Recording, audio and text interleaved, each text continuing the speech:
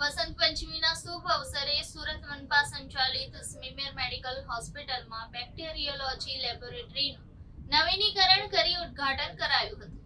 વસંત પંચમીના શુભ દિવસે સ્મીમેર મેડિકલ કોલેજમાં માઇક્રોબાયોલોજી વિભાગમાં બેક્ટેરિયોલોજી લેબોરેટરીનું નવીનીકરણ કરાયું છે, જેનું ઉદ્ઘાટન આજ રોજ કરવામાં આવ્યું છે। આ ઉદ્ઘાટન સુરત મહાનગરપાલિકાના હોસ્પિટલ કમિટીના ચેરમેન શ્રીમતી મનીષાબેન આહિરના વરદ હસ્તે કરવામાં આવ્યું છે।